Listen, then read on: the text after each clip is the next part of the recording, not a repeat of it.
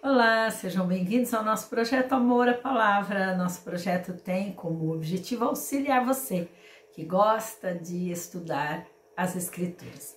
Eu sou Noemi Carneiro. Abra sua Bíblia então no capítulo 17 do livro de Atos. Hoje vamos ler a partir do verso de número 15. Lembrando que anteriormente nós falamos a respeito da passagem de Paulo e seus amigos pela cidade de Tessalônica, depois pela cidade de Bereia. E agora o verso 15 diz assim: os homens que foram com Paulo o levaram até Atenas, partindo depois com instruções para que Silas e Timóteo se juntassem a ele, tão logo fosse possível. Paulo então agora vai para a cidade de Atenas e deixa seus amigos lá em Bereia para que logo eles se juntem novamente. Então, depois daquela forte oposição, alguns dos irmãos acompanharam Paulo até a praia e depois para Atenas. Enquanto esperava por eles em Atenas, Paulo ficou profundamente indignado ao ver que a cidade estava cheia de ídolos. Então, Paulo estava guardando seus amigos em Atenas e resolveu fazer um tour pela cidade. Andando pela cidade, Paulo começou a ver tantos ídolos que o seu coração ficou revoltado, porque os famosos templos de Atenas eram obras de arte, tinham muita beleza, mas a idolatria imperava. Tinham muitos deuses, inúmeros deles. E então Paulo ficou indignado de ver tanta idolatria. E agora então ele pensava, como que pode, né, ser tão inteligentes e tão idólatras? Aí o verso 17 diz: por isso Paulo então discutia na sinagoga com judeus e com gregos tementes a Deus, bem como na praça principal todos os dias com aqueles que por ali se encontravam. Então, como era costume de Paulo, ele ia à sinagoga, pregava as escrituras, discutia com aqueles que eram judeus e com os gregos que também temiam a Deus, que tinham interesse nas escrituras.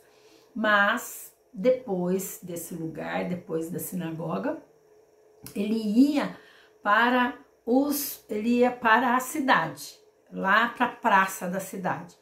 E lá na praça da cidade, ele discutia com aqueles que ali se encontravam. Então, pessoas ali, Paulo dissertava com essas pessoas que estavam andando por ali. O verso 18 diz assim: alguns filósofos epicureus e estoicos começaram a discutir com ele. Alguns perguntavam: o que está tentando dizer esse tagarela? Outros diziam: parece que ele está anunciando deuses estrangeiros, pois Paulo estava pregando as boas novas a respeito de Jesus e da ressurreição. Então, o levaram a uma reunião do Areópago, onde lhes perguntaram: podemos saber que novo ensino é esse que você está anunciando? Então, o Areópago era como um conselho, um tribunal de justiça que funcionava assim a céu aberto, né? E esse conselho tinha um papel muito importante na política e em assuntos religiosos. Então eles estavam no momento, neste lugar, numa reunião como essa. Então eles o levaram para essa reunião e perguntaram, verso 19: podemos saber que novo ensino é esse que você está anunciando? Como já lemos, o verso 20 diz: você está nos apresentando algumas ideias estranhas e queremos saber o que elas significam. Todos em Atenas, né, os estrangeiros que ali estavam, eram muito curiosos, eles eram conhecidos pela sua sede, né, de conhecimento, e eles perguntavam sempre quais eram as ideias que estavam por ali. Que ideia nova seria essa? Então todos tiveram interesse em ter conhecimento sobre ela. verso 21 diz: todos os atenienses e estrangeiros que ali viviam não cuidavam de outra coisa senão falar as últimas novidades. Digamos, a fofoca do momento era esse homem doido que estava pregando algumas coisas de que eles nunca tinham ouvido falar, ou seja, coisas estranhas. Então, verso 22 diz: então Paulo levantou-se na reunião do Areópago e disse: atenienses, vejo que em todos os aspectos vocês são muito religiosos. Então, se levantou, ficou em pé, bem no meio daquela reunião. E Paulo usa uma estratégia muito fantástica agora, porque ele tenta estabelecer uma conexão, né, um contato, e ele parte do quê? Da observação que ele fez, de que eles eram muito religiosos, tinham deuses, altares, muitos deuses para tudo. E então ele diz assim no verso 23: pois andando pela cidade, observei cuidadosamente seus objetos de culto e encontrei até um altar com a inscrição ao Deus desconhecido. Ora, o que vocês adoram, apesar de não conhecerem, é esse que eu lhes anuncio. Vejam só a estratégia dele. Observou, né, a sua volta, viu que tinha esse altar, porque os gregos eles tinham muito medo de esquecer a adoração a algum deus, né? Então eles escreveram lá ao Deus desconhecido. Vai que tinha algum deus que fosse esquecido e poderia trazer alguma desgraça para aquele povo. Então era melhor colocar esse altar para que nenhum deus ficasse de fora. Então Paulo ele parte desse Deus, né, observador da cultura. Aproveitou então esse elemento, mas o que Paulo fez era, ele não se aproveitou desses elementos e ficou rodeando, digamos assim. Não, ele já partiu para o evangelho. Ele não se demorou mais na cultura e menos na pregação. Não, ele já iniciou a sua pregação. Diz assim o verso 24: o Deus que fez o mundo e tudo que nele há é o Senhor do céu e da terra e não habita em santuários feitos por mãos humanas. Ele não é servido por mãos de homens como se necessitasse de algo, porque ele mesmo dá a todos a vida, o fôlego e as demais coisas. Olha que lindo. Paulo era criacionista. Usava a literalidade dos primeiros capítulos lá de Gênesis, do dilúvio e dos demais relatos. E é isso que nós devemos fazer, né? Nós devemos pregar ao mundo que pensa como os gregos, né? Que o mundo não foi criado. Então, uma vez que esse Deus é o criador de todas as coisas, Paulo explicou o Senhor do céu, da terra. Como pode? Ele não pode habitar em qualquer estrutura construída por homens. Ele também não tinha nenhuma necessidade de que culto humano ou adoração pudesse supri-lo, né? Pois ele mesmo é a fonte da vida. Verso 26 diz assim, ele continua a sua fala, então a sua pregação, de um só fez ele todos os povos, para que povoasse toda a terra, tendo determinado os tempos anteriormente estabelecidos e os lugares exatos em que deveriam habitar. Começa lá em Adão, né? Sendo Deus o Criador de todos os homens, todos vêm da mesma fonte, todos são dependentes dele. E ele lhes deu a terra, a habitação, para fornecer todo o sustento. Ele é o Criador e o sustentador do universo. Então, ele faz esse discurso e no verso 27 diz: Deus fez isso para que os homens o buscassem e talvez tateando pudessem encontrá-lo, embora não esteja longe de cada um de nós. Então ele deixa claro que sem Deus nós não somos nada. Ele usa essa informação com um propósito evangelístico. Então a bondade de Deus manifesta na sua criação, no sustento do universo, deveria levar o homem a crer e a buscar Ele continua aqui no verso 28, pois nele vivemos, nos movemos e existimos. Como disseram alguns dos poetas de vocês, também somos descendência dele. O Senhor é um Deus transcendente, que não pode ser identificado com sua criação. E é também o Criador e o mantenedor de quem todos os homens dependem para a sua vida física.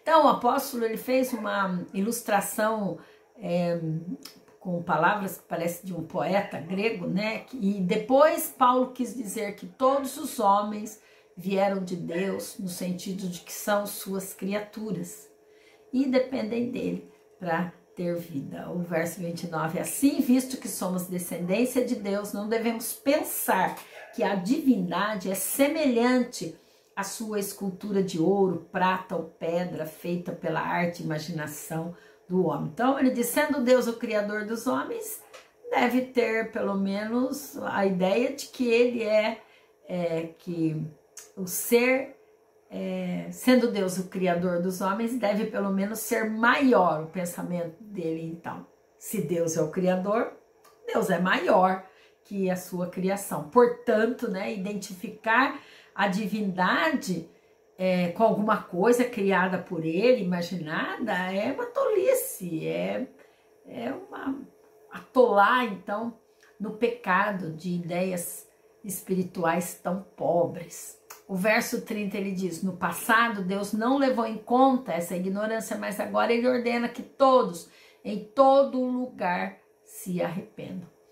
Então, o julgamento de Deus é de acordo com o conhecimento. Quanto mais você conhece a palavra de Deus, mais ele leva em conta as suas atitudes.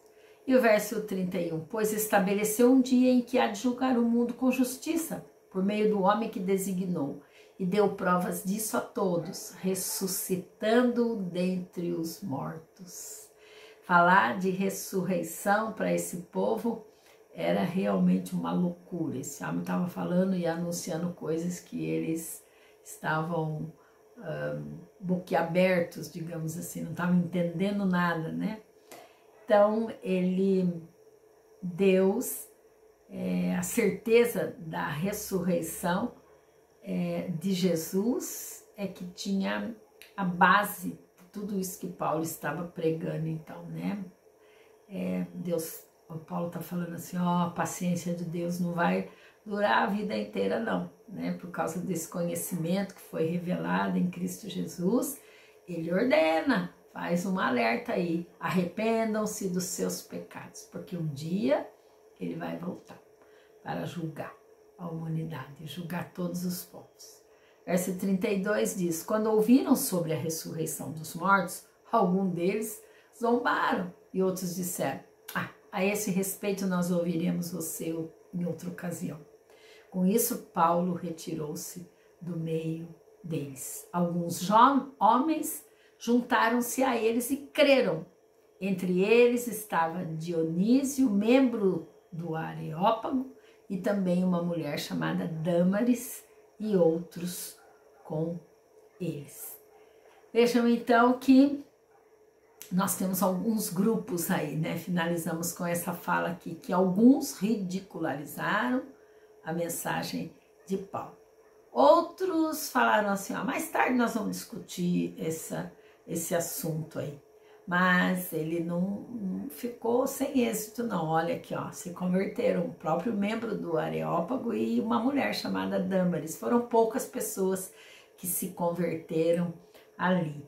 Então, nós devemos entender que quando nós pregamos com ousadia o evangelho do Senhor Jesus, como Paulo, desafiando aquele lugar com uma cultura tão elevada, desafiando aqueles homens muito cultos e pregando o evangelho, Cristo veio, morreu e ressuscitou, ele teve muita ousadia, né? E quando ele fala do Deus desconhecido e ele fala da criação, digamos assim, usa de uma sabedoria majestosa. Então, o que nós devemos pregar? ser ousados como Paulo. Preguemos então sobre Deus, que é o Criador, o sustentador, o Salvador, aquele que vai voltar e que participaremos da ressurreição dos nossos corpos. E o que vai acontecer? Alguns vão rejeitar a palavra de Deus. Esse grupo é um grupo muito grande. Aqueles que nem ouvem, nem querem ouvir, aqueles que ouvem e não dão nenhuma importância. Outros vão disfarçar e dizer, vamos deixar essa história aí para mais tarde. Mas alguns vão crer. E lembrando que sempre que pregamos o Evangelho da Graça do Senhor Jesus e ele é rejeitado, a rejeição não é de quem está pregando, mas a rejeição é do próprio Jesus. Isso deve acalentar o nosso coração e nos tornar mais fortes na pregação da palavra. E assim encerramos o capítulo 17. Logo já iniciaremos o próximo capítulo. Deus abençoe.